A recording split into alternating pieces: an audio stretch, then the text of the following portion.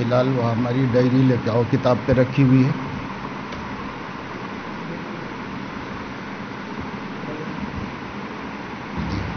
بس ٹھیک. بسم اللہ الرحمن الرحیم. الحمد للہ رب العالمین والصلاة والسلام علی اشرف الانبیاء سید المرسلین سیدنا و حبیبنا محمد وعلی آلہ وآل بیتہ وصحبہ اجمعین. اما بعد فإن أصدق الحديث كتاب الله وأحسن الهدي هدي محمد عليه السلام وخير الأمور عوازمها وشر الأمور محدثاتها وكل محدثة بدعة وكل بدعة ضلالة.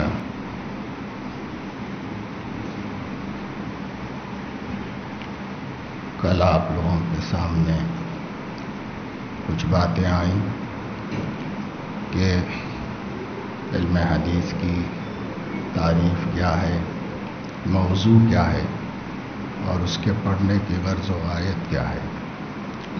غرض و غایت کو مختصراً کہا جائے تو یہ بھی کہا گیا ہے کہ اس کی غرض تأسی و تشریع ہے. تأسی کے معنی اقتداء بالنبی صلی اللہ علیہ وسلم، اور تشریع کے معنی احکام کو اس سے نکالنا اور استخراج کرنا، اسے جمع کرنا، اس کو تشریع کہتے ہیں. تو تشریع ایک مقصد ہے اور تأسی ایک مقصد ہے. تأسی. ارے میں کیا کروں بابا، مجھے ڈسٹرب مت کرو، آ رہی ہے تو سنو، نہیں آ رہی تمہیں کیا کرو.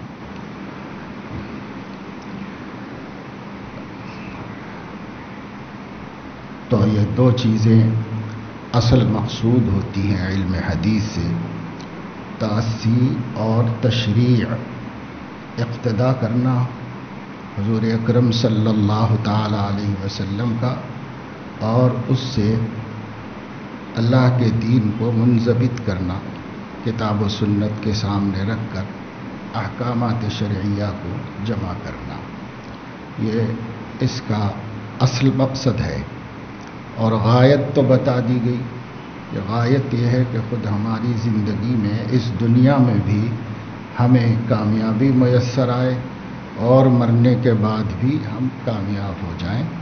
یہ اس کی غایت ہے اور اس کا ثمرہ ہے. اب یہ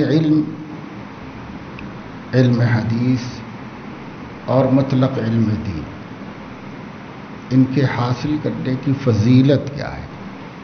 کیونکہ فضیلت بیان کی جاتی ہے اس واسطے کہ اس کا ذوق پیدا ہو جائے، شوق پیدا ہو جائے. جب آدمی کسی چیز کی اہمیت کو سمجھتا ہے تو دل اس کی طرف مائل ہوتا ہے، اس کو حاصل کرنے کی رغبت اور شوق پیدا ہوتا ہے. اسی لیے اعمال کے فضائل اللہ رب العزت قرآن میں بیان کرتے ہیں، احادیث میں بیان کیے جاتے ہیں. اس کا مقصد یہی ہوتا ہے کہ اس عمل کی اہمیت دل میں پیدا ہو اور آدمی اس عمل کو کرنا شروع کرے.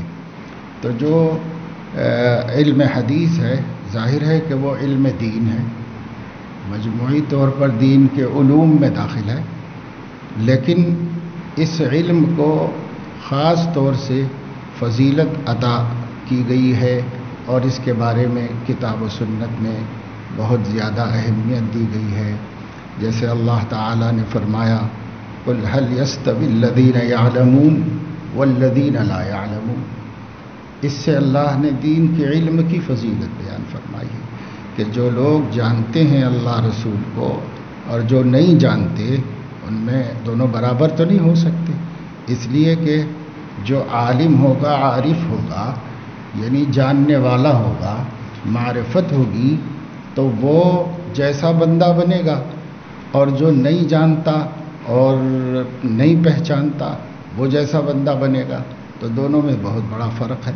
اس لیے اللہ تعالیٰ نے فرمایا کیا برابر ہو سکتے؟ تو نہیں ہو سکتے، بالکل دونوں برابر نہیں ہو سکتے. انما یتذکر اولو الالباب.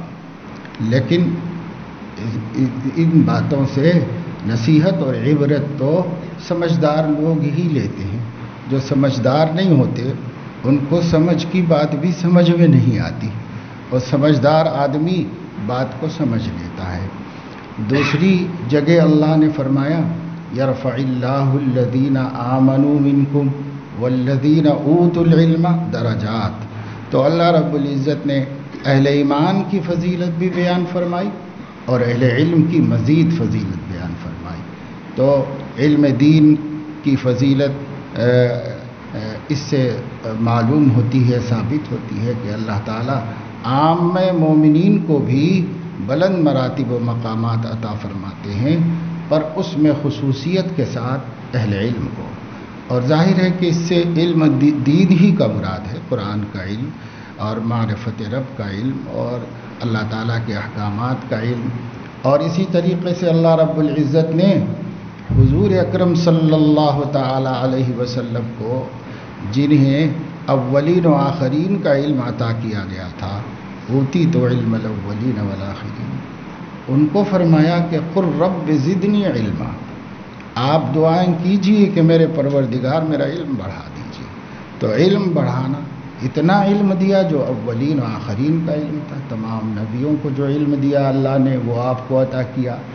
بعد والوں کا علم اللہ پاک نے آپ کو عطا فرمایا، اور اپنے عالم زمانہ بنا کر پھر ان سے فرمایا کہ زیادتی علم کی دعا کیجیے. جب زیادتی علم کی دعا کرنا نبی پاک صلی اللہ علیہ وسلم کو سکھایا گیا ہے تو اس سے پتہ چلتا ہے کہ علم وہ شرف ہے جس کے حصول کی اور جس کی مقدار کی کوئی انتہا نہیں ہے. جتنا آدمی پائے پھر وہاں سے آگے کا سفر ہے. اس لیے علم کی کوئی حد نہیں ہے اور علم کا کوئی وقت نہیں. عمر بھر اللہ تعالیٰ سے علم کی زیادتی مانگتے رہنا اور علم حاصل کرتے رہنا، تب جا کر آدمی کو علم میں برکت ہوتی ہے. اگر یہ چیز بہت بڑی فضیلت کی نہ ہوتی عند اللہ تو اللہ تعالیٰ اس کی دعا مانگنے کا خاص طور سے حضور علیہ السلام کو حکم نہ دیتے. حضور علیہ السلام نے اللہ تعالیٰ سے ہزاروں دعائیں مانگی، لیکن علم بڑھانے کی دعا کرنے کا حکم اللہ نے خود ان کو دیا ہے کہ آپ یہ بھی مانگیے. یہ مانگنے کی اہم چیز ہے کہ اللہ تعالیٰ سے علم کی زیادتی مانگو. رب زدنی علم، علم کی زیادتی کو مانگو. تو یہ عام فضیلت ہے دین کے علم کی، تو کسی عنوان سے ہو. لیکن علوم دینیہ میں ایک اہم علم حدیث کا ہے، تو اس کی بھی بطور خاص فضیلت اللہ تعالیٰ نے عطا فرمائی ہے. جو علوم ہیں وہ دو طرح کے ہیں، علوم عقلیہ اور علوم نقلیہ. اور جو علوم نقلیہ ہیں وہ بھی دو طرح کے ہیں، ایک علوم شرعیہ اور ایک علوم غیر شرعیہ. بہت سے منقول علوم وہ ہیں جو شرعاً درست نہیں ہیں اور بعض درست ہیں، معمول بھی ہیں.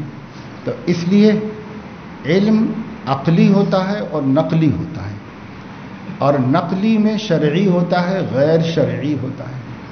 اور شرعی میں علم تین قسم کے ہیں، ایک تفسیر، ایک حدیث اور ایک فقہ، اور پھر ان کے اصول.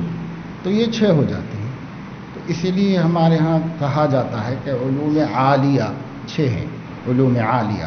تو یہی تفسیر، حدیث اور فقہ اور ان کے اصول، اصول تفسیر، اصول حدیث، اصول فقہ. تو وہ سب ملا کے 6 ہوتے ہیں، لیکن اصل یہ 3 علم ہیں، تفسیر کا علم اور حدیث کا علم اور فقہ کا علم. اب علماء یہ فرماتے ہیں کہ بھئی تفسیر کا علم وہی معتبر ہے جو حدیث کے مطابق ہے. تفسیر قرآن کریم کی، اگرچہ کہ قرآن کریم کلام اللہ ہے، اس کا درجہ زیادہ ہے اور اس کا شرف زیادہ ہے، لیکن جو اس کی تفسیر کی جاتی ہے یہ تفسیر معتبر بھی ہوتی ہے، غیر معتبر بھی ہوتی ہے. تو معتبر جب ہی بنتی ہے جب کہ وہ حدیث شریف کے مطابق ہو اور نبی کریم صلی اللہ علیہ وسلم کے بیان قرآن کے مطابق ہو. تو وہ باتیں تفسیر کی وہ تب معتبر ہوتی ہے. ہے، ورنہ اسرائیلیات اور ادھر ادھر کی تفسیریں اور اپنی رائے کی تفسیر یہ سب تو مسترد ہے، معتبر نہیں ہے۔ اور دوسرے فقہ ہے، تو فقہ جو ہے وہ حاصل ہے قرآن و حدیث کا، وہ قرآن میں سے نکالے گئے احکام ہیں، احادیث شریفہ سے حضور علیہ السلام نے جو ہدایات و تعلیمات دی ہیں اللہ کی طرف سے، وہ ان کا مجموعہ ہے۔ تو اس لیے ان تینوں میں بھی جب ہم غور کریں گے تو جو اصل علم قرار پائے گا وہ حدیث کا علم قرار پائے گا۔ اس لیے حدیث کے علم کو سب سے زیادہ فضیلت حاصل ہے اور علوم کے مقابلے میں۔ ایک اعتبار سے علماء نے ایسی تشریح اس کی ہے کہ جو مدار علیہ بن جائے گا بالآخر وہ حدیث بنے گی، اس لیے علم حدیث اور علوم شرعیہ میں بھی زیادہ فضیلت رکھنے والے اور زیادہ، کیونکہ جو آدمی جتنا زیادہ حدیث کا ماہر ہوگا اور حدیث کا حاذق ہوگا، حدیث پر اس کی نظر گہری ہوگی، حدیث اس کی نظر میں علم حدیث میں وسعت ہوگی، تب وسعت اور گہرائی کے ساتھ وہ تفسیر بھی صحیح کر سکے گا قرآن کریم کی اور احکام و مسائل بھی صحیح بیان کر سکے گا۔ لہذا حدیث اگرچہ کہ تفسیر کے اور قرآن کے بعد حدیث کا نمبر ہے، قرآن کے بعد ہے، لیکن اپنی حقیقت کے اعتبار سے اور دونوں علوم کا ماخذ ہونے کے اعتبار سے اور یہ اس کا شرف اور اس کی فضیلت و اہمیت اور زیادہ ہو جاتی ہے، اور زیادہ بڑھ جاتی ہے۔ پھر اس کے علاوہ حضور اکرم صلی اللہ علیہ وسلم نے بھی بطور خاص اس کی فضیلت بیان فرمائی، جیسے کل میں نے اشارہ دیا کہ حضور صلی اللہ تعالی علیہ وسلم نے فرمایا ہے کہ اللہ تعالیٰ اس بندے کو، اس شخص کو سرسبز و شاداب رکھے، خوش و خرم رکھے، صحت مند و سلامت رکھے، جو بھی نظر کی تعریف کے اندر ہو سکتا ہے، نظارت کی تعریف میں اور جو ہے نظرت کی تعریف میں جو چیزیں آ سکتی ہیں، ان سب کی دعا حضور علیہ السلام نے دی یا خبر حضور علیہ السلام نے دی ہے، یا تو یہ بتایا ہے کہ ایسا ہوتا ہے، یہ کہ اللہ تعالیٰ ایسا کرے، انشاء ہو یا خبر ہو۔ بہرحال حضور علیہ السلام نے یہ فرمایا ہے کہ جو لوگ حضور علیہ السلام کے مقالات کے سننے والے ہیں، سمجھنے اور محفوظ رکھنے والے ہیں، اور پھر ان کو آگے بڑھانے اور دوسروں تک پہنچا دینے والے ہیں، ان کو حضور علیہ السلام نے خوشخبری دی ہے اس بات کی کہ اللہ تعالیٰ ان پر خاص فضل فرماتا ہے، مادی اعتبار سے بھی، حقیقی اعتبار سے بھی، روحانی اعتبار سے بھی ان کے چہرے خوبصورت اور منور ہوتے ہیں۔ آپ نے سنا ہوگا کہ عطا ابن ابی رباح رحمہ اللہ بہت بڑے محدث گزرے ہیں، مکہ مکرمہ میں ہیں، وہ اپنے خاندانی اعتبار سے اور اپنی پیدائشی اعتبار سے نہایت بد شکل آدمی تھے، لیکن علم کے اعتبار سے بہت بڑا مقام تھا، اور اس زمانے میں علم تو علم حدیث ہی کا رواج تھا اور اسی کا چرچا تھا۔ تو ان کے بارے میں مورخین نے لکھا کہ ان کی آنکھیں کیسی تھیں، ان کا چہرہ کیسا تھا، ان کے ہونٹ، ان کے دانت سب بیان کیے ہیں، لیکن وہ سب کے سب بد شکلی پر مبنی تھے، رنگ بھی کالا تھا اور بال بھی صحیح نہیں تھے اور آنکھیں بھی صحیح نہیں تھیں اور ناک بھی چپٹی تھی، اور سب تو کسی اعتبار سے خوبصورتی ذرا بھی نہیں تھی کہ دل مائل ہو اس کی طرف۔ لیکن کہا جاتا ہے کہ جب وہ حرم شریف میں بیٹھے ہوتے تھے تو بڑے بڑے علماء کی، عمرا کی، یہاں تک کہ خلیفہ بھی کبھی ہو تو وہ بھی لائن میں کھڑے ہوتا تھا زیارت کرنے کے واسطے جی۔ تو یہ کس چیز کی زیارت ہوتی تھی؟ ظاہری اعتبار سے تو کچھ بھی نہیں تھا، لیکن علم حدیث میں ان کی ملازمت اور ممارست اور اس کی خدمت نے اس حدیث کے مطابق ان کے اندر وہ جمال پیدا کیا تھا اور وہ کشش پیدا کی تھی کہ لوگ ایک نظر دیکھنے، جھلک دیکھنے کو ترستے تھے، مصافحہ کرنے کو شرف سمجھتے تھے، اور کسی کی نظر ان عیوب پر نہیں جاتی تھی جو ظاہری اعتبار سے ان کی پیدائشی طور پر تھی۔ اس پر کسی کی نظر بھی نہیں جاتی تھی. نظر وہ جمال پر جاتی تھی جو اللہ رب العزت نے علم حدیث کی خدمت کی برکت سے اور اس میں شغل کی برکت سے اللہ تعالیٰ نے ان کو عطا فرمائی تھی. اس کے علاوہ بھی پرانے لوگ تو ہیں، ہم نے دیکھا نہیں، لیکن جن لوگوں کو ہم نے دیکھا ہے، جن کو اللہ پاک نے خدمت حدیث کی توفیق نصیب فرمائی اور وہ دن رات اسی کے اندر مشغول و مصروف رہے، تو ان لوگوں کو اللہ رب العزت نے ہر اعتبار سے ممدوح بنایا اور لوگوں کا محبوب بنایا. اور اللہ تعالیٰ نے ایسی کشش اور ایسی شادابی، سرسبزی، سلامتی، صحت، اللہ نے سب کچھ عطا کیا. بیمار ہوں تب بھی اللہ رب العزت نے ان کے اندر کشش رکھی. یہ حضور علیہ الصلاۃ والسلام. دوسری بات، اس حدیث میں اللہ کے نبی صلی اللہ علیہ وسلم نے ادائیگی کے حکم کے یعنی اس عمل کی فضیلت کی وجہ بیان فرما دی. وہ یہ ہے کہ جب آدمی حدیث سنے گا، محفوظ کرے گا اور اسی پہ اکتفا نہیں کرے گا، وہ اداہا، اور اسے دوسروں تک پہنچائے گا، دوسروں تک نقل کرے گا. متعدد صحابہ کرام سے متعدد حدیث کی کتابوں میں مختلف الفاظ میں یہ حدیث آئی ہے. اس کے الگ الگ الفاظ ہیں لیکن سب کا مفہوم یہی. تو حضور علیہ السلام نے فرمایا کہ دوسرے کو پہنچا بھی دے، یعنی تعلیم کے بعد، تعلم کے بعد تعلیم بھی کرے، پڑھنے کے بعد تدریس بھی کرے، علم حدیث کو آگے بڑھائے، اسے دوسروں تک پہنچائے. کیونکہ حضور علیہ السلام آگے فرما رہے ہیں بہت سے فقیہ ایسے ہوتے ہیں، وہ حامل فقہ تو ہوتے ہیں، فقیہ نہیں ہوتے، اور بہت سے غیر حامل ایسے ہوتے ہیں جو فقیہ ہوتے ہیں. تو اگر آپ ان تک پہنچا دیں گے تو ان کو جو اللہ نے دین کی سمجھ عطا فرمائی ہے، اس سے اللہ کے نبی صلی اللہ علیہ وسلم کی باتوں سے صحیح طریقے پر فائدہ اٹھائیں گے اور امت کو بھی اس سے نفع ہوگا اور فائدہ ہوگا. تو حدیث پڑھنا بھی ہے اور پڑھانا بھی ہے، اور اس کی فضیلت حضور علیہ الصلاۃ والسلام نے یہ بیان فرمائی ہے. اسی طریقے سے اللہ کے نبی صلی اللہ تعالی علیہ وسلم کی صحبت، یہ بھی اس کی بہت بڑی فضیلت ہے.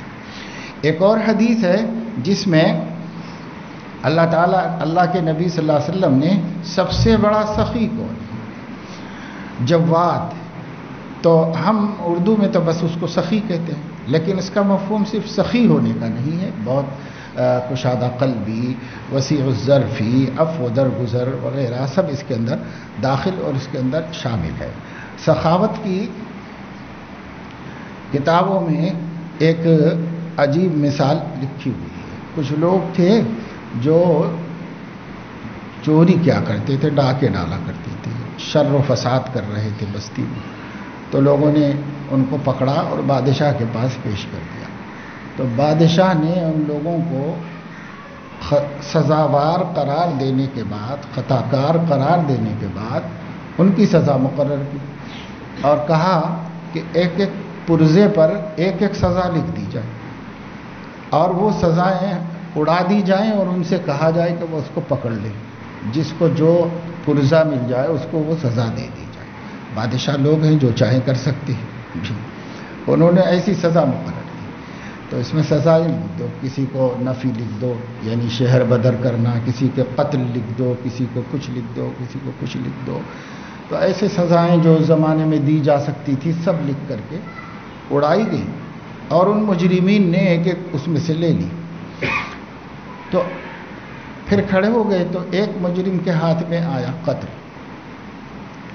تو اس کے بازو دوسرا آدمی کھڑا ہوا تھا، اس کے پاس قتل کے بجائے کوئی معمولی سی سزا آ گئی. تو اس شخص نے کہا کہ مجھے مرنے کا کوئی غم نہ تھا اگر میری ماں زندہ نہ ہوتی. چونکہ ماں زندہ ہے تو پتہ نہیں بعد میں اس کا کیا ہوگا، کون پوچھے گا کیا، یہ غم زیادہ ہو رہا ہے اور مرنے کا غم اتنا نہیں ہے مجھے. تو کہا میری سزا تو قتل ہے لیکن مجھے مرنے کا اتنا غم نہیں ہے جتنا ماں کے زندہ ہونے کی وجہ سے غم ہو رہا ہے. تو بازو جو شخص تھا اس نے کہا کہ تیرا پرزہ مجھے دے دے، میرا تو لے لے. تو اسے سخاوت کی انتہا بتایا.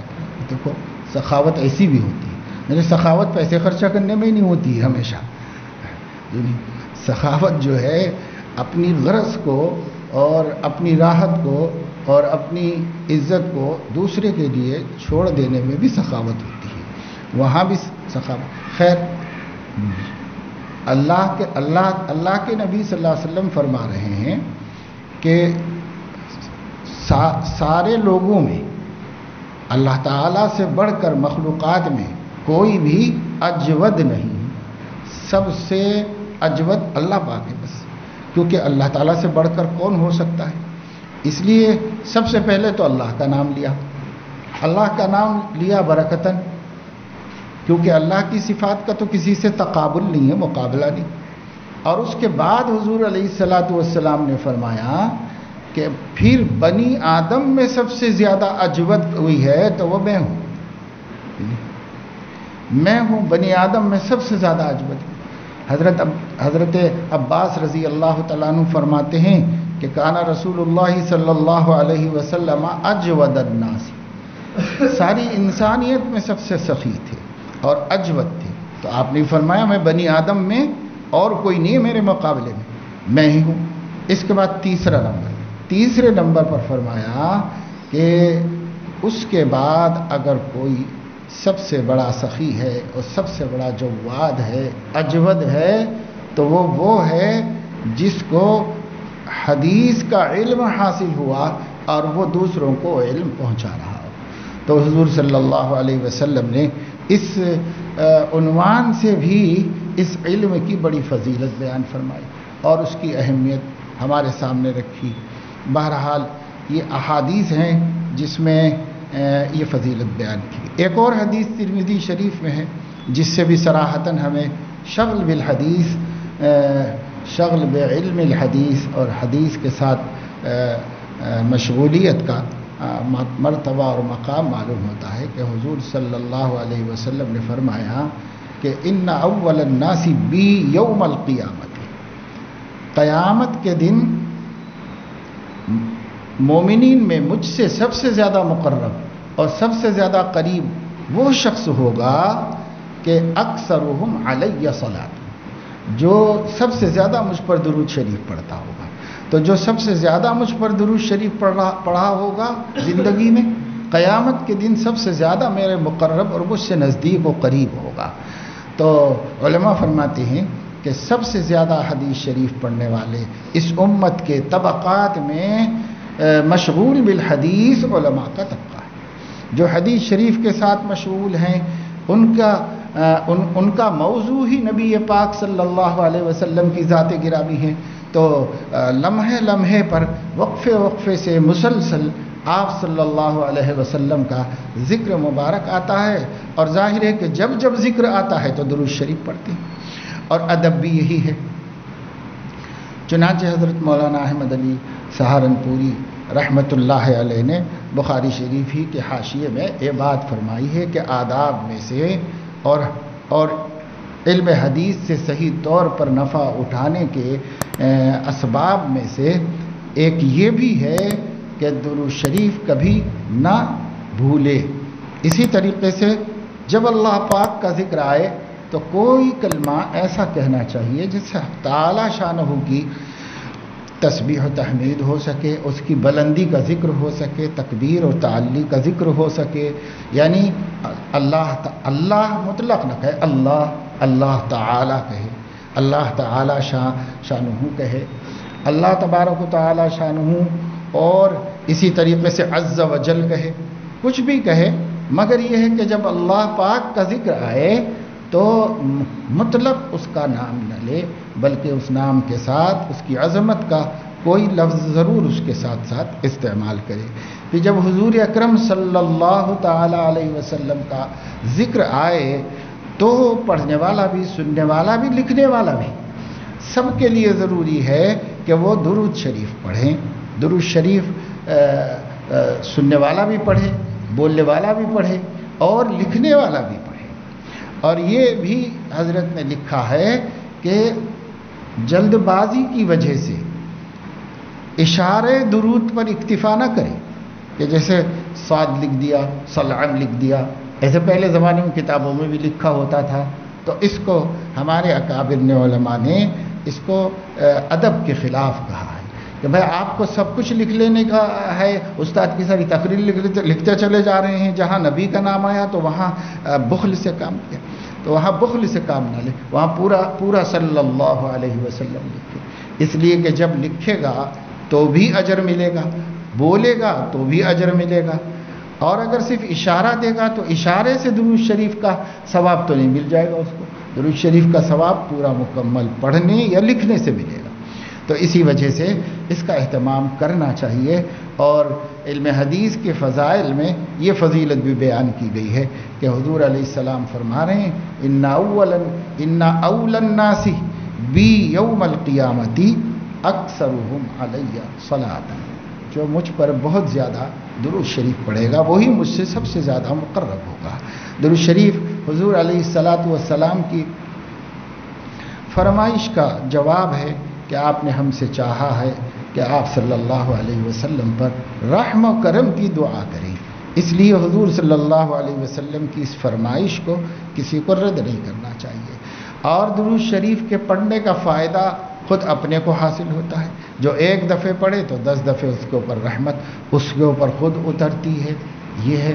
اور یہ وہ عمل ہے جس کے بارے میں اللہ تعالیٰ نے فرمایا کہ اللہ تعالیٰ بھی اپنے حبیب پر رحمت نازل فرماتا ہے، ان اللہ وملائکتہ یصلون علی النبی، اللہ نازل کرتے ہیں اور فرشتے نازل ہونے کی شفاعت کرتے رہتے ہیں، دعا کرتے رہتے ہیں اللہ تعالیٰ سے۔ یہی عمل ہمیں بھی کرنے کا حکم دیا گیا ہے، اس لیے ہم لوگوں کو کاہلی کی وجہ سے، غفلت کی وجہ سے اور اونگتے رہنے کی وجہ سے اگر درود شریف چھٹتا رہے گا تو پھر وہ فضیلت حاصل نہیں ہوگی کہ علم حدیث میں مشغول ہونے والوں کو کثرت درود شریف کی فضیلت حاصل ہوتی ہے، تو حاصل نہیں ہوگی۔ اس لیے ہر سال اب تک جب سے دور حدیث شریف کا آغاز ہوا ہے، کوئی ایک طالب علم کثیر النوم ہوتا ہے، وہ سوتا ہی رہتا ہے، اور کمال یہ ہے کہ جب امتحان ہوتا ہے تو پاس بھی ہو جاتا ہے، اور سبق میں سوتا ہی رہتا ہے۔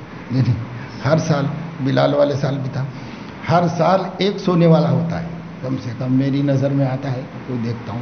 اب چونکہ تعداد زیادہ ہے تو ہو سکتا ہے تعداد کے اعتبار سے متعدد سونے والے ہوں، جو کتاب لے کے سامنے بیٹھیں اور سوتے رہیں۔ تو بھائی سونا نہیں ہے، سننا ہے، سمجھنا ہے، غور کرنا ہے، اس کے اندر تدبر کرنا ہے، اور جو سوئے گا نہیں تو وہ درود شریف برابر پڑھے گا جب بھی اللہ کے نبی صلی اللہ علیہ وسلم کا ذکر آئے گا۔ تو یہ 4 حدیثیں ہیں جو بطور خاص بیان کر رہی ہیں حدیث شریف کے ساتھ مشغولی اور اس خدمت میں لگنا، پڑھنے کی، پڑھانے کی اور اس کے سمجھنے سمجھانے کی، تو یہ فضیلتیں ہیں۔ اب اسی کے ساتھ ساتھ یہ ہے کہ حضور اکرم صلی اللہ علیہ وسلم کا کلام ہم سنتے سناتے، یہ بہت بڑا شرف ہے کہ حضور علیہ الصلاۃ والسلام کا کلام ہم سنا رہے ہوں، اور جس کا کلام صاحب کلام جتنا ذی شرف ہوگا اس کا کلام بھی اتنا شرف والا ہوگا۔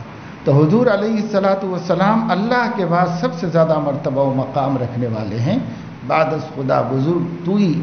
تو حضور علیہ الصلاۃ والسلام کا کلام اللہ کے کلام کے بعد سب سے عظیم الشرف کلام ہے اور سب سے زیادہ مقام و مرتبے والا ہے۔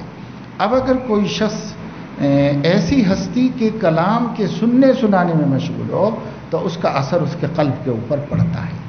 ایک شاعر بہت محبوب ہو کسی کو، تو جب اس کا کلام پڑھا جائے گا تو دل اس کلام سے متاثر ہوگا، اور اس سے انسان کی قلب اور انسان کی ذہن اور اس کی فکر، تو اس کی فکر اور اس کا دل دونوں اس کلام کے رنگ میں رنگ جاتے ہیں۔ بکثرت جس کا کلام جو محبوب ہوتا ہے، آپ نے سنا ہوگا من احب شیئا اکثر ذکرہ، جس چیز کو آدمی محبوب رکھتا ہے تو ذکر کثرت سے کرتا ہے، باتوں میں سے۔ کسی سڑنے گلنے والی لاش سے بھی محبت ہو جائے آپ کو تو ادھر ادھر کی باتوں میں سے پھر نکال کے اسی کا ذکر کرتا ہے، اور لوگ کوئی انٹرسٹڈ نہ ہو تب بھی ان کے سامنے بولتا رہتا ہے، کسی نہ کسی عنوان سے سناتا رہتا ہے۔ لگا رہتا ہے، اس زبان دل اس کا مجبور کرتا ہے کہ وہ اسی کا ذکر کرے. تو جو چیز محبوب ہوتی ہے اس کا ذکر کثرت سے ہونا فطرت ہے. تو حضور علیہ الصلاۃ والسلام اگر ہمیں محبوب ہیں تو ان کا ذکر کثرت سے ہم کریں گے، اور جب ان کا ذکر کثرت سے ہوگا تو اثر بھی ہوگا قلب کے اوپر. جو چیز آدمی بار بار بولتا ہے وہ چیز دل میں بیٹھتی بھی ہے اور دل اس کے رنگ کو اور اثر کو قبول کرتا ہے. تو جب حضور علیہ الصلاۃ والسلام کی احادیث شریفہ ہم بکثرت پڑھیں گے صبح سے شام تک مسلسل مختلف کتابوں میں، تو حضور علیہ الصلاۃ والسلام کی باتوں کا اثر آپ کی روح پر اور آپ کے ذہن پر اور فکر پر پڑے گا، اور یقیناً ہماری فکر نبوی میں رنگ جائے گی اور ڈھل جائے گی. تو اس لیے یہ بہت بڑی فضیلت ہے، یہ بھی بہت بڑی فضیلت ہے. اسی طریقے سے ایک فضیلت بیان کی گئی ہے کہ کسی کے کلام اور کتاب کی صحبت میں رہنا اس کی صحبت میں رہنے کے قائم مقام. جیسے حضرت حکیم الامت رحمہ اللہ نے فرمایا کہ جن مریدین کو اپنے شیخ کی صحبت میسر نہیں آ رہی ہو، دور ہونے کی وجہ سے یا اعذار کی وجہ سے یا مصروفیات کی وجہ سے، کسی بھی وجہ سے، تو حضرت نے فرمایا کہ اس کا قائم مقام یہ ہے کہ ان کے ملفوظات کا مطالعہ کرتے رہو. تو یہ اس کا قائم مقام ہے، اثر ہوتا ہے. تو پورا نہ صحیح بہت درجے میں تو ہوگا. صحابہ کرام رضوان اللہ علیہم اجمعین کی فضیلت، وہ سب سے بڑی فضیلت تو صحبت نبی ہے. اللہ کے رسول صلی اللہ علیہ وسلم کی صحبت نے ان کو دوسرے مسلمانوں سے اعلیٰ و ارفع کر دیا ہے. اب آپ نے صحابہ کرام کا تعارف جو ہے عالم ہونے اور مجتہد ہونے اور فقیہ ہونے اور مفسر ہونے اور غازی ہونے اور داعی ہونے اور عالم ہونے، ان ناموں سے تو صحابہ کو نہیں پہچانا جاتا ہے، ان ناموں سے تو بعد والوں کو پہچانا جاتا ہے. صحابہ کرام کو پہچانا جاتا ہے صرف صحبت والی نسبت سے.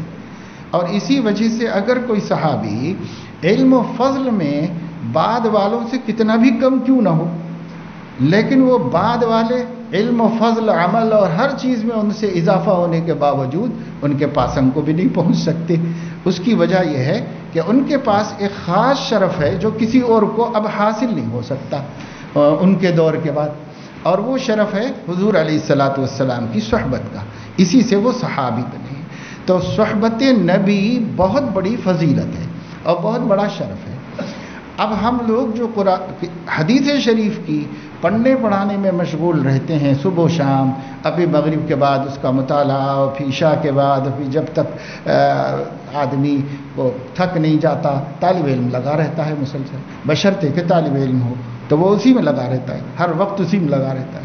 تو جب وہ اسی میں لگا رہتا ہے تو گویا حضور علیہ الصلاۃ والسلام کی صحبت تو نہیں پایا، لیکن آپ کی کتاب کی صحبت میں ہے اور آپ کے کلام کی صحبت میں ہے. تو اس لیے ایک خاص شرف اس کو حاصل ہوتا ہے حضور علیہ الصلاۃ والسلام کی صحبت و معیت کا. محدثین یہی سمجھتے تھے اور اسی تصور کے ساتھ اس کام میں مشغول رہتے تھے. چنانچہ حضرت عبداللہ ابن مبارک رحمہ اللہ عظیم محدث ہیں، مدینہ منورہ عظیم محدث. حضرت عبداللہ ابن مبارک رحمہ اللہ کے بارے میں آتا ہے کہ وہ اکثر اکیلے میں رہتے تھے، اب پڑھنے پڑھانے میں مشغول رہتے تھے. جب ان کو درس دینا ہوتا اور حدیث سنانا ہوتا، لوگ سننے کے لیے آتے تو اس وقت تو آتے تھے، لیکن اس کے علاوہ صرف نماز کے لیے مسجد تشریف لاتے تھے، پھر گھر میں رہتے تھے اپنے. تو کسی نے کہا ہر وقت تنہائی میں رہتے ہیں، متوحش نہیں ہو جاتے آپ؟ تو انہوں نے کہا کہ میں کیسے متوحش ہو جاؤں جبکہ میں اللہ کے نبی صلی اللہ علیہ وسلم کے ساتھ رہتا ہوں. تو اس کا مطلب یہ ہے کہ وہ اس تصور کے ساتھ حدیثوں میں ہوتے تھے کہ ہمیں معیت نبی حاصل ہے اور اللہ کے نبی صلی اللہ علیہ وسلم کی صحبت میں ہے. نہیں. ایک مرتبہ کسی نے کہا کہ آپ نماز پڑھتے ہی گھر میں چلے جاتے ہیں، کچھ ہمارے ساتھ بھی بیٹھا کریں تاکہ ہم آپ سے کچھ فیض حاصل کر سکیں. تو فرمایا کہ میں آپ لوگوں کے ساتھ تو بے شک نہیں بیٹھتا، لیکن صحابہ و تابعین کے ساتھ جا کے بیٹھتا ہوں. تو ان لوگوں نے کہا اب کہاں سے صحابہ تابعین آ گئے ہیں آپ کے واسطے؟ تو کہا کہ میں حدیث میں مشغول رہتا ہوں، ان میں صحابہ کا تذکرہ ہے، تابعین کا ذکر ہے، ان میں اللہ کے نبی صلی اللہ علیہ وسلم کا ذکر ہے. تو میں تو اتنی مبارک مجلس میں رہتا ہوں. اب اس سے کم درجے کی مجلس میں کیوں رہوں؟ تو ہمیں بھی اگر یہ تصور حاصل ہوگا اور ہمارے اندر بھی اس کا تیقن پیدا ہوگا کہ حدیث شریف میں مشغول ہونا محدثین، صحابہ، تابعین اور اللہ کے نبی صلی اللہ علیہ وسلم کے ساتھ بیٹھنا ہے، اس لیے کہ جتنی سند میں نام آئیں گے سب محدثین ہیں، تو محدثین ہیں، بڑے بڑے علماء ہیں، جتنے محدثین ہیں اللہ والے ہیں، صاحب عمل ہیں۔ محدثین سب ایسے ہی نہیں ہو جاتے کہ وہ حدیث برائے حدیث نقل کرتے ہوں، صرف راوی ہوں، نہیں، بلکہ وہ پکے سچے مسلمان متقی پرہیزگار لوگ ہیں۔ تو ایک تو ان کا ذکر آتا رہتا ہے، جب سند پڑھیں گے متقین کا ذکر آئے گا، محدثین کا، اور محدثین کے بعد ذکر آئے گا تابعین کا، اور تابعین کے بعد ذکر آئے گا صحابہ کرام کا، اور صحابہ و صحابیات کے بعد اللہ کے نبی صلی اللہ علیہ وسلم کا۔ تو گویا جو حدیث کی کتاب میں اور اس کے پڑھنے پڑھانے میں مشغول ہے وہ دراصل محدثین، علماء، صلحاء، اولیاء، فقہاء، اور اس سے بڑھ کر تابعین، اور اس سے بڑھ کر صحابہ، اور سب سے بڑھ کر سیدنا محمد الرسول اللہ صلی اللہ علیہ وسلم کی صحبت و معیت میں رہتا ہے۔ تو اس وجہ سے اس کی اہمیت کو سمجھنا چاہیے، اور یہ علم بہت محبوب علم ہے اور بڑی فضیلت کا علم ہے۔ تو اللہ تعالیٰ سے ہمیں توفیق عطا فرمائے کہ ہم اس کی قدر بھی کرنے والے بن جائیں۔ اب اس کے بعد ہے کہ اس علم کی نسبت، تو یہ میں نے آپ کو شروع میں بتا دیا کہ علوم جو ہیں وہ دو ہیں، عقلی اور نقلی، اور نقلی میں پھر شرعی اور غیر شرعی، اور شرعی میں 3 علوم ہیں، علم تفسیر، علم حدیث اور علم فقہ اور ان کے اصول۔ تو اصول ملا دو تو 6، اور اصول کو چھوڑ دو تو 3 علم ہیں، لیکن 3 علموں میں سے 2 کا مدار چونکہ حدیث پر ہے، اور حدیث کے ذریعے اس کو تقویت حاصل ہوتی ہے، وہ صحت حاصل ہوتی ہے، تو اس وجہ سے سب سے بڑی نسبت اسی علم کو حاصل ہے، اور اس سے زیادہ بڑی نسبت علوم شرعیہ میں علم حدیث سے زیادہ کسی اور کو حاصل نہیں ہے۔ اب یہ علم حدیث جو ہے اس کو سب سے پہلے مرتب کس نے کیا، مدون کس نے کیا ہے؟ کیونکہ یہ بات تدوین کا مطلب ہے باقاعدہ حدیثوں کو جمع کرنا، لکھ لینے کی بات کتابت حدیث والی بات وہ ایک الگ موضوع ہے، لیکن تدوین حدیث یہ کہ باقاعدہ اللہ کے نبی صلی اللہ علیہ وسلم کی حدیثیں کسی محدث کے پاس ہوں اور وہ محفوظ ہوں تو اسے وہ ایک جو ہے مدونہ کی شکل دے، ایک کتاب کی شکل دے، اور اس کے اندر اس کو جمع کرے۔ تو کہا جاتا ہے کہ حضرت عمر ابن عبد العزیز رحمہ اللہ جو اپنے تقوی، ورع، پرہیزگاری اور صفات حسنہ کی وجہ سے خلفائے راشدین میں شمار کر لیے گئے، حالانکہ بعد میں بہت بعد میں ہوئے، لیکن انہوں نے جو 2 سالہ خلافت کی ہے، اس خلافت کو پورا خلافت راشدہ کا نمونہ اور اس کی مثال بنا دیا تھا، اس لیے مورخین نے کہا کہ وہ 5ویں خلیفہ راشد مانے جا سکتے ہیں۔ بہت زبردست متقی پرہیزگار تھے، حالانکہ شاہانہ خاندان سے تعلق رکھتے تھے، بادشاہ وقت کے داماد تھے، اور بڑے علم میں اور خلافت میں آنے سے پہلے بہت زیادہ نزاکت والے آدمی اور نخرے کرنے والے اور فیشنیبل جن کو کہا جاتا ہے ایسے تھے، لیکن خلافت کی ذمہ داری نے ان کے اندر عجیب و غریب انقلاب پیدا کر دیا، وہ زبردست انقلاب ان میں آیا، تو اللہ تعالیٰ سے کا خوف بھی ان میں بہت زیادہ تھا۔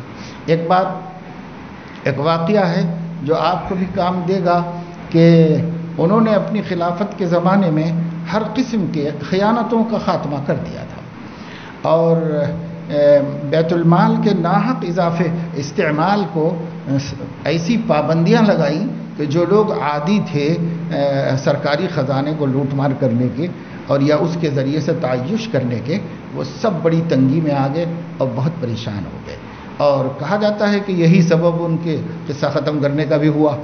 لیکن اس سے پہلے ایک کوشش کی گئی، وہ یہ کہ ان کی ایک پھوپھی تھی جن کو وہ اپنے ماں باپ کی طرح مانتے تھے، وہی ایک بڑے بزرگ تھے خاندان میں، تو ان کے پاس جا کر کے سب لوگوں نے کہا کہ ذرا آپ کے جو ہے بھتیجے سے کہیے کہ سختی نہ کریں، اتنی جلدی انقلاب نہیں آئے گا، یہ بگڑے ہوئے حالات اتنی جلدی نہیں بدلیں گے، ذرا لوگوں کو تنگ کریں گے تو بغاوت نہ ہو جائے، کہیں دشمنی اور عداوت نہ پیدا ہو جائے، اس لیے نرمی سے کام لیں، دھیرے دھیرے تبدیلی لائیں، یہ ان سے نصیحت کروانا چاہیے۔ تو انہوں نے بلا کر کہا کہ بیٹا ایسا کرو، ایسا کرو، ایسا نہیں کام چلتا، لوگ دشمن ہو رہے ہیں تمہارے، سخت مخالف ہو رہے ہیں، فلاں فلاں۔ انہوں نے سمجھایا تو حضرت نے سنا۔ اس کے بعد انہوں نے کسی سے گوشت کی ایک بوٹی اور آگ کا ایک انگارہ منگوایا، اور وہ آگ کا انگارہ پھوپھی کے سامنے رکھا اور بوٹی اس کے اوپر رکھی۔ جب وہ گوشت کا ٹکڑا اس کے اوپر لوٹ پوٹ ہونے لگا اور جلنے لگا، تڑپنے لگا، تو ان کی پھپھو نے کہا کہ یہ کیا ہے بیٹا، کیا کر رہے ہو، میں کیا بات کر رہی ہوں تم سے اور تم کیا تماشا دکھا رہے ہو؟ تو کہا کہ میں یہ پوچھنا چاہتا ہوں کہ کیا آپ اپنے بھتیجے کو قیامت کے دن دوزخ کی آگ میں اس بوٹی کی طرح تڑپتا جلتا ہوا دیکھنا چاہیں گے؟ تو اس نے کہا میں کیسے برداشت کروں گی تیری یہ تکلیف؟ تو کہا تو پھر مجھے رہنے دیجئے، میں جو کچھ کر رہا ہوں وہ دوزخ کی آگ سے بچنے کے لیے کر رہا ہوں۔ تو اس وجہ سے اس مقام پہ تھے حضرت عمر ابن عبدالعزیز، ان کو دین کی بہت فکر تھی، اپنے دین کی بھی اور امت کے دین کی۔ انہی فکروں میں ایک فکر یہ تھی کہ انہوں نے چاہا کہ احادیث رسول صلی اللہ علیہ وسلم کو جمع کرایا جائے، اس واسطے کہ لوگوں کے سینوں میں پھیلے ہوئے ہیں، بکھرے ہوئے ہیں، مختلف لوگوں کے پاس علم حدیث ہے۔ اب اس زمانے تک لوگوں کو ڈھونڈ ڈھونڈ کے جانا پڑتا تھا، تابعین صحابہ کو ڈھونڈ ڈھونڈ کے ان سے علم حدیث حاصل کرتے رہے، اور تابعین کو ڈھونڈ ڈھونڈ کر کے۔ تو حضرت عمر ابن عبدالعزیز تابعین میں سے تھے، انہوں نے کہا کہ بڑی پریشانی ہے، اگر یہ علم محفوظ نہ کر لیا جائے تو بعد میں خلط ملط ہو سکتا ہے اس کے اندر۔ تو انہوں نے اعلان کروایا کہ جن لوگوں کے پاس حدیث کا علم ہے اور جو لوگ حدیث رسول صلی اللہ علیہ وسلم کے شغل میں مشغول ہیں، ان کو میں ہدایت دیتا ہوں کہ اپنی اپنی مرویات کو مدون کر کے میرے پاس بھیج دیں، سرکاری خزانے میں میرے پاس بھیج دیں۔ پھر ان کا ارادہ تھا کہ وہ سب جمع ہو جائیں تو اسے باقاعدہ مرتب کیا جائے، اور جیسے حضرت عثمان غنی رضی اللہ تعالیٰ عنہ خلیفہ راشد نے قرآن کریم کا ایک نسخہ مدون کر کے مرتب کر کے قرآن کریم کو ایک قرت پر لوگوں کو جمع کیا، اور اس طرح قرآن مجید میں اختلافات ہونے اور آپس میں مخاصمتیں پیدا ہونے وغیرہ کے مسئلے کو ختم کیا۔ اللہ نے ان سے یہ کام دیا کہ قرآن کریم ان کے دور میں مدون ہو کر مصحف عثمانی کے نام سے آج تک ہم اس کو پڑھتے ہیں، سارے عالم میں مصحف عثمانی ہی ہے۔ اور البتہ روافظ کے ہاں مصحف فاطمی کا دعویٰ ہے، لیکن ابھی تک پتہ نہیں کہ وہ ہے کہاں۔ باقی وہ کہتے ہیں کہ صحیح قرآن جو منزل من اللہ ہے وہ مصحف فاطمی ہے، مصحف عثمانی نہیں۔ اور مصحف فاطمی کہاں ہے؟ تو کہتے ہیں کہ محمد بن حسن العسکری جو 12ویں امام ہیں اور امام غائب ہیں، جو 2.5 برس کی عمر میں غائب ہو گئے تھے، تو وہ مصحف فاطمی بھی لے کے غائب ہو گئے تھے، تو اس وجہ سے بھی ہے تو نہیں، لیکن ان کے نزدیک یہ قرآن نہیں ہے، یہ قرآن صحیح نہیں۔ لیکن ان کے علاوہ ساری امت کے نزدیک یہی مصحف معتبر ہے، اور یہی وہ کلام ہے جو ہمارے نبی کے قلب پر اللہ نے نازل فرمایا تھا، نزل بہ الروح الامین علی قلبک، وہی منزل قرآن یہ ہے جو ہمارے پاس ہے، اس میں کوئی کمی بیشی نہیں، کسی قسم کا خلجان نہیں، اشکال نہیں۔ تو ان کا ارادہ یہ تھا کہ اسی طرح احادیث کو بھی جو بیان قرآن ہیں، اب وقفہ ہو گیا ہے، اس زمانے میں تو اختلاط کا خطرہ تھا، اب وہ خطرہ بھی ختم ہو گیا ہے، قرآن مدون ہے، مرتب ہے، سارے عالم میں پھیل چکا ہے، اب حدیثوں کو جمع کرنا چاہیے اور حدیثوں کو مدون کر کے اسے بھی محفوظ کر دینا چاہیے۔ اور جیسے حضرت عثمان غنی نے ایک نسخہ سرکاری خزانے میں ریکارڈ میں رکھایا اور 4 جو ہے ریاستوں میں پھیلا دیے، اسی طرح ان کے ذہن میں بھی تھا کہ ایک نسخہ سرکاری ریکارڈ میں رکھ دیا جائے کہ کہیں بھی خرد برد ہو تو اس سے اس کو ٹیلی کر کے صحیح کر لیا جا سکے۔ تو یہ ایک ان کا ارادہ تھا، پر اللہ کو بہرحال یہ اس طرح کام ہونا منظور نہیں تھا، اس وجہ سے ان کی زندگی کے آخری ایام میں جب انہوں نے اس کا اعلان کیا تھا تو پھر زیادہ دن حیات نہیں رہے، شہادت کی صورتحال پیش آ گئی اور وہ شہید ہو گئے. لیکن ان کے پاس اس وقت تک ایک بندے نے کام کر لیا، اور وہ بندہ ہے ابن شہاب زہری رحمہ اللہ. تو اسی لیے کہا جاتا ہے کہ اول من دون ابن الشہاب الزہری، سب سے پہلے حدیث کو مدون کرنے والے ابن شہاب زہری ہیں. تو ابن شہاب، جن کو ہم مختصراً امام زہری کہتے ہیں، انہوں نے اس کام کو کر لیا تھا. جو حدیثیں تھیں سب انہوں نے اس کو باقاعدہ مرتب کر لیا اور اسے مدون کر لیا تھا.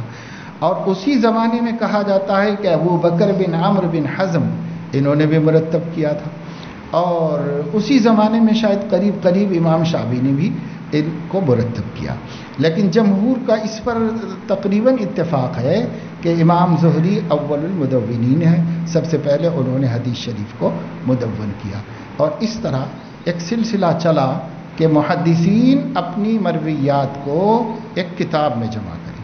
اس طرح جمع کرنے کا سلسلہ، اس کا آغاز ہوا ابن شہاب زہری سے، اور پھر اس کے بعد یہ کام چونکہ امیر المومنین حکم دے چکے تھے تو لوگ اپنی اپنی جگہوں پر کر رہے ہوں گے، تو آہستہ آہستہ سب کا ہوتا رہا کام. پھر یہ سلسلہ چلا، آگے چل کر مسانید کو جمع کرنا کی لوگوں نے. حضور علیہ الصلاۃ والسلام کی احادیث شریفہ کو انہوں نے مسانید بنایا، یعنی صحابہ کی بنیاد پر، تابعین کی بنیاد پر جو ہے احادیث کا ذخیرہ جمع کرنا. صرف ان کی حدیثیں ہر راوی کی حدیثیں جمع کر لی جائیں. تو اس طرح جمع کی گئی کتب جو ہے مسند کہلاتی ہے، اور اس کا جمع مسانید. تو مسانید کا سلسلہ چلا. مسانید کے سلسلے میں اس کا اہتمام تو نہیں ہوا کہ اس میں جو حدیثیں ہیں وہ کس پائے کی ہیں اور کس درجے کی ہیں، لیکن حدیثیں جمع کرنے کا اہتمام ہوتا رہا کہ سند کے ساتھ حدیثوں کو جمع کرو، اس کے ساتھ جمع کرو. اور علماء فرماتے ہیں، حضرت شیخ یونس جونپوری رحمہ اللہ کے جو مسانید ہیں جو اس زمانے میں جمع ہوئی ہیں، اس میں ہر طرح کی حدیثیں تھیں، بس بہرحال حدیثیں جمع کرنے کا اس میں کام ہوا ہے. اور ان سب مسانید میں امتیاز امام احمد ابن حنبل رحمۃ اللہ علیہ کی مسند کو ہے، جس میں انہوں نے حدیث لینے میں اعتبار کو ملحوظ رکھا اور معتبر حدیثوں کو جمع کرنے کی انہوں نے اس میں کوشش کی ہے. اگرچہ کہ اس میں مجموعی اعتبار سے بعد کے اضافات وغیرہ کو سامنے رکھ کر بہت سی ضعیف حدیثیں بھی آ سکتی ہیں، آئی ہوئی ہیں، لیکن انہوں نے اہتمام کیا کہ احادیث بالکل غیر معتبر اس میں نہ ہوں، اور معتبر احادیث کو اس میں جمع کیا گیا. اسی لیے اس کو بڑی برکت بھی حاصل ہوئی، اور دنیا آج تک اس سے استفادہ کرتی ہے اور فائدہ اٹھاتی رہتی ہے. پھر اس کے بعد احادیث جمع کرنے کا سلسلہ بڑھتا ہی چلا گیا، اور یکے بعد دیگرے محدثین حدیثیں جمع کرتے رہے.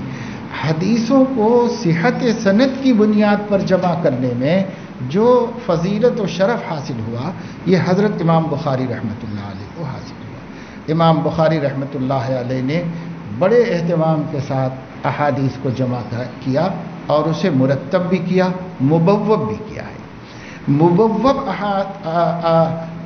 ذخیرہ احادیث کا سلسلہ میں اولیت حاصل ہے امام اعظم ابو حنیفہ رحمہ اللہ کی مسند کو، کہ وہ ابواب کی بنیاد پر احادیث اس کے اندر جمع ہوئی ہیں. پھر اس کے بعد ابواب کی بنیاد پر بھی حدیثیں جمع ہونے کا سلسلہ چلا. امام بخاری نے بھی مبوب بھی کیا اور مستند بھی، کہ مسند ہے ان کی حدیثیں، سب مرفوع حدیثیں جمع کرنے کی کوشش کی، اور حدیثوں کی سند پر گہری نظر رکھی، شرائط بہت سخت رکھی. امام بخاری رحمۃ اللہ علیہ دوسری جگہوں پر تو تھوڑا سا نرمی سے کام لے لیتے ہیں حدیثوں کے لینے کے سلسلے میں، لیکن بخاری میں نہیں لیتے. بخاری میں ان کو اپنی سخت ترین و کڑی شرطیں جو مقرر کر لی ہیں اس سے ہٹ کر حدیث شریف نہیں لیتے. ضرورت پڑے تو تعلیقاً لے آتے ہیں، ضرورت پڑے تو تشریح کے طور پر بتا دیتے ہیں، مگر یہ کہ نہیں لیتے. لینے کے لیے ان کا اپنا ضابطہ ہے، اور اس ضابطے میں وہ کسی قسم کی نرمی نہیں برتتے. تو یہ سب سے پہلی کتاب ہوئی جو کتاب اپنے شرف کے اعتبار سے اور فضیلت کے اعتبار سے کہ یہ سب سے زیادہ مستند کتاب بن گئی. اور اس کے بعد ایک اور گفتگو ہے کتابت حدیث کی، اور پھر انشاءاللہ تعالی اللہ پاک نے چاہا تو آگے اسباق پڑھنا شروع کر سکتے.